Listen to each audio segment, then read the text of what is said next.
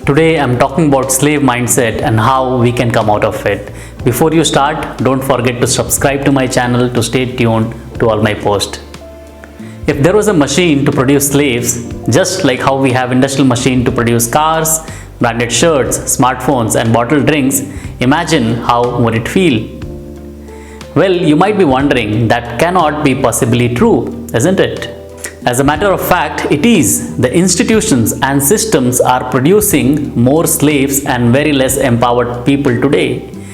Today, information is democratized. That means everyone has access to quality information, be it rich or poor. Yet, the gap is at execution.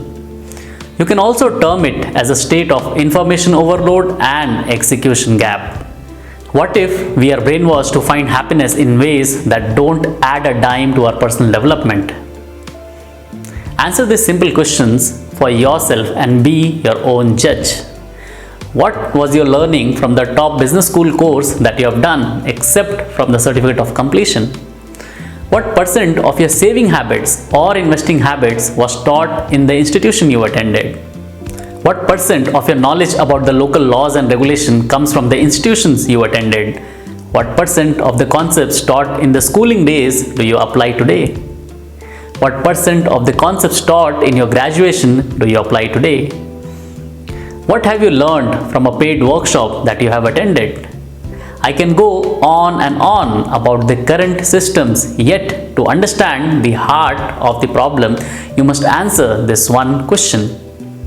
What proportion of your learning and knowledge can be attributed to institutions and government to whom you have given your hard-earned money versus that you have invested on self-learning?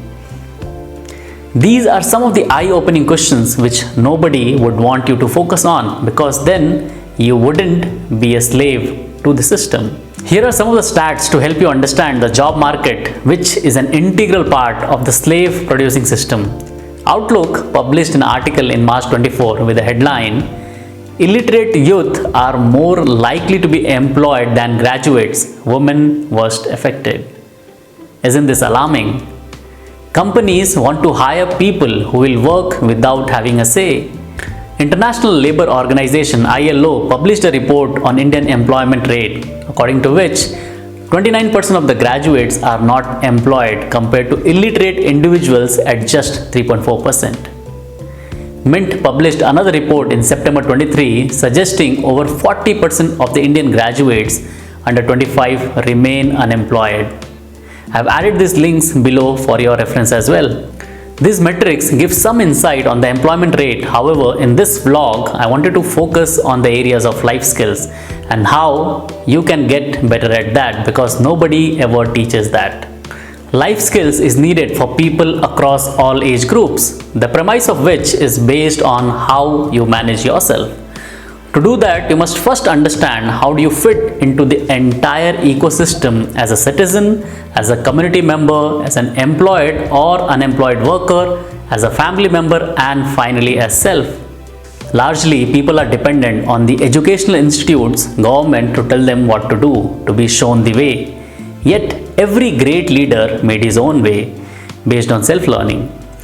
They came out of the mindset of finding employment to creating opportunities, trusting their preparation more than any other educational institute's guidebook. They made their own self-guidebook which empowered them to succeed at interpersonal skills, emotional skills, cognitive, practical and adaptability skills.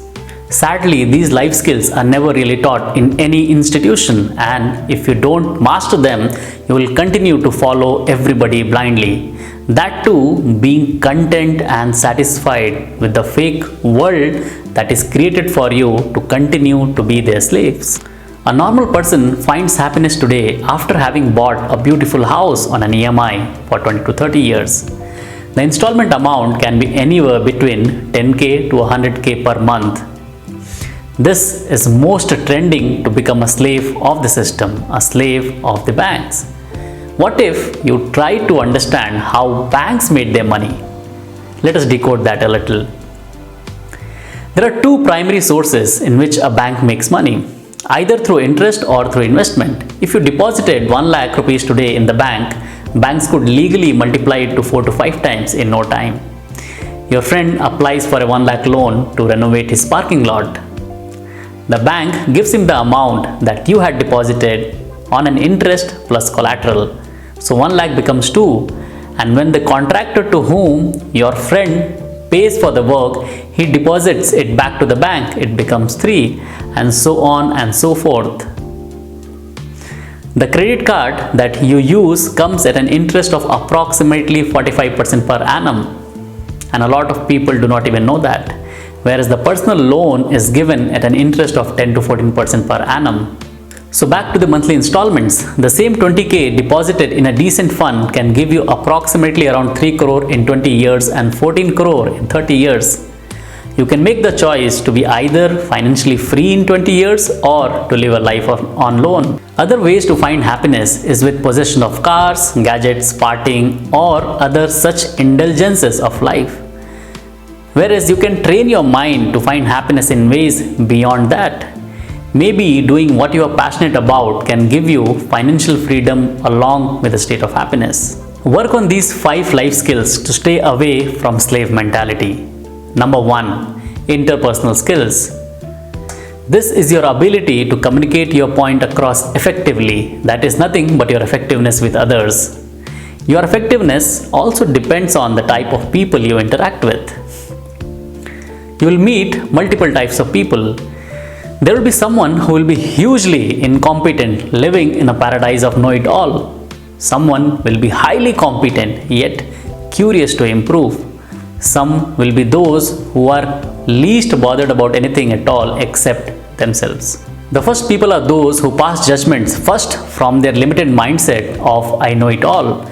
They are the biggest slaves of the system who will do anything to excel at the work that they do.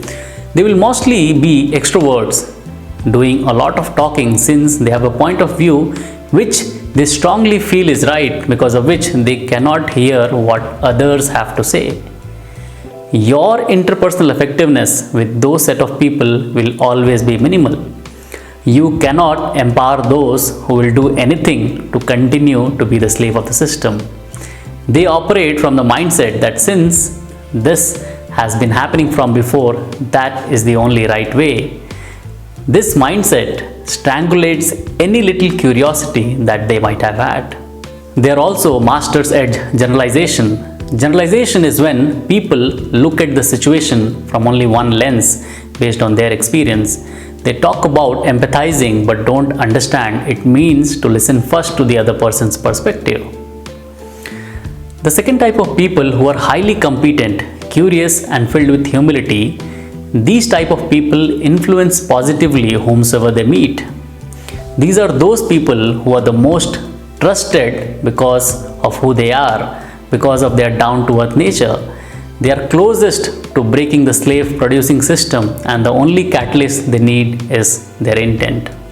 The third type are those who are least bothered about everything except themselves and will continue to be slaves that the system needs as fuel. Their behavior can be changed any which ways by dangling a carrot in front of them, as the carrot being the reward for every task that they complete. Skill number 2, emotional skills. This is your ability to keep your emotions in check, being self-aware of the situation. It is very easy to provoke someone today. Just make a comment that they do not like. I always recite this shlok in my mind whenever I face a situation as such, whenever someone tries to provoke me. Krodha bhadravati sammoha, sammoha smriti vibhramaha, smriti brahmashad buddhinasho, buddhinashat pranashayati. This basically means that anger leads to clouding of judgment, which results in bewilderment of memory. When memory is bewildered, the intellect gets destroyed. When intellect is destroyed, one is ruined. In the book The Power of Unwavering Focus by Dandapani, he mentions that each emotional state is like a room in the mind palace. You must simply tell yourself, I am in the anger room now and must go to the happiness room to calm your mind. Similarly with other emotions as well, it is one of the easiest ways to manage your emotions. Once you master your emotions, then you can understand the emotional state of the other person. For one moment, forget the fact who has said the statement. Just look at the statement and check its validity, its logic and authenticity. Does it really hold weight? Most people do not give slightest of consideration to someone else's thoughts. That's the biggest reason for the difference in opinion. Your perception of yourself is unique to you. No one else knows that. What you tell yourself about you is far important than what others talk about you. If you define a moment negatively, filled with hatred and revenge, your energy will be drained and focus compromised no matter who you are. Another way to build emotional strength is through seeking feedback. This preps your body and mind and gives enough practice to handle any unexpected situation positively. Number 3, practical skills. Whatever you want to do, you must apply it in action. The only way to get better at anything is to do more of it. Not just theoretically, but also practically. You need to impress upon your subconscious as well as your conscious to master any skill. By visualization, you are only impressing upon your visual memory. By doing it practically, you also impress the skill upon your muscle memory. This increases the recall speed and helps at execution. Number 4, cognitive skills. This is your ability to acquire knowledge, understand it, and apply it effectively. It is your ability to fight off distractions, focusing your attention to the task at hand. This includes how well you can store information and recall it as needed logically. How do you analyze a situation and not get carried away? The best way to improve your cognitive skills is to explore the unknown. Take on tasks which challenge you. Number 5, adaptability. This is your ability to hold ground when you face an unexpected situation. Most people run away here. In this situation, you must remain calm and take one step at a time. For example, let's say there is a new product launched in the market, similar to what you have been promoting. Can you topple the competition in one day, or you'll follow a sequential, stepwise approach based upon the market research? Of course, you will choose the second option. Your success depends on how quickly you are able to adapt. It is well said that do not judge a book by its cover, yet you will be judged no matter what you do, good or bad. The question is, can you please everyone at all times? Well, no. There will always be people who cannot be pleased and will criticize your actions. But remember, most criticism stems from either generalization, deletion, or distortion. Generalization due to their specific experience, deletion since they have deleted part of the fact as per their preference, and distortion because of twisting the limited information to their advantage. The way to come out of the slave mindset is to stay curious, work on your interpersonal skills, emotional, cognitive, practical, and adaptation skills. The best teacher is you yourself and no institutions or government body. Make that investment in yourself. It is never late. Benjamin Franklin once said, an investment in knowledge pays the best interest. I say, supplement that with more focus on self-initiated learning. Choose what you need to learn based on your passion. Don't wait to be told. Act as per your own inner conscience. If you liked the video, do subscribe to my channel for more informational videos as such. See you until the next time.